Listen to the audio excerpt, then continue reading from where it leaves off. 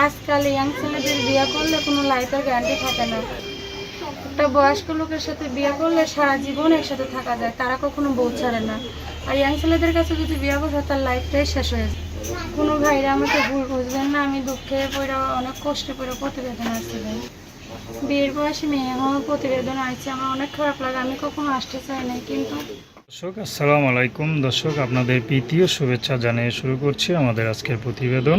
তো দর্শক দেখতেই পাচ্ছেন আমাদের সামনে এক আপু দাঁড়িয়ে আছে, আমরা তার গল্পটা শুনবো, জানবো আপু কেন আমাদের ইউটিউবের মাঝে আসলেন, তিনি কি বলতে চান। আপু আসসালামু আলাইকুম, ওয়ালাইকুম আসসালাম। কেমন আছেন? আলহামদুলিল্লাহ ভালো। নাম কি আপনার? খাদিজা। সুন্দর নাম। খাদিজা আপু কি করেন? আমি বাসা বাড়িতে কাজ করি। বিয়ে শাদী হয়েছে? না। আচ্ছা, বাসা বাড়িতে কাজ করেন, বিয়ে শাদী হয় নাই, বা তো কেউ জানলে বিয়ে শাদী করবে? এখন তো কি করবো ভাই, আমার নানিটা অনেক অসুস্থ। আমার বাবা মারার পরে আমার মা বিয়ে বসে গেছে, পরে আমি আমার নানির কাছে থাকি। নানির অসুস্থ, আমি তাহলে কি করে খাবো? আমাকে তো কেউ কোনো কাজও দেয় না। আচ্ছা, লেখাপড়া না জানলে তো কোনো কাজ নেই ভাই। তা তো অবশ্যই। তো শুধু নানি আছে, এছাড়া আর কেউ নাই? না, কেউ নেই। আচ্ছা, তো এখন ইউটিউবে কি মনে করে আসলেন? ইউটিউবে আসছি, আমার নানিটা অনেক অসুস্থ ভাই।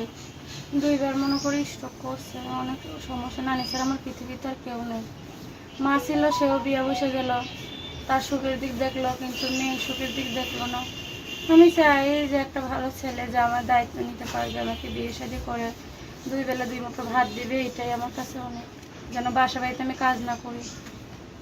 আচ্ছা আচ্ছা, ভালো তো। তো বাসা বাড়িতে কাজ না করেন, কে চায়? নানি চায়? নানিও চাই, আমিও চাই। আমি কাজ করতে চাই না বাসা বাড়িতে, এখন পেটের দায়ে করতে হইতেছে। আসলে একবার না খেয়ে থাকলে তো কেউ দিবে না, দিবে? কেউ দিবে না ভাই, একদিন দিলে তোমাকে কি প্রত্যেকদিন দিবে? কখনো দিবে না।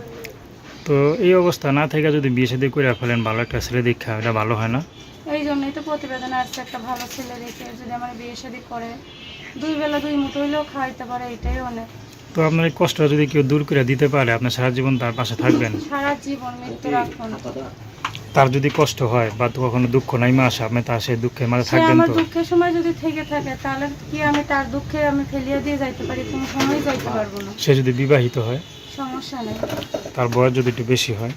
সমস্যা নেই, বয়স বেশি। আমি চাই না জোয়ান ছেলের কাছে বিয়ে বসতে, আমি বয়স্ক লোকের কাছে বিয়ে বসতে চাই।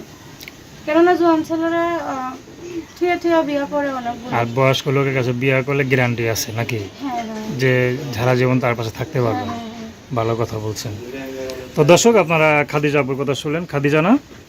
তো তার নাম্বারটা হচ্ছে 01615679345। আমি নাম্বারটা আবার বলছি, 01615679345। তো দর্শক, প্রেম ভালোবাসা, সাহায্য সহযোগিতা, বিয়ে শাদী করা একান্ত আপনাদের ব্যক্তিগত ব্যাপার। আসুন আমরা 5 ওয়াক্ত নামাজ পড়ি, সর্বদা দেশের সেবা করি। আসসালামু আলাইকুম।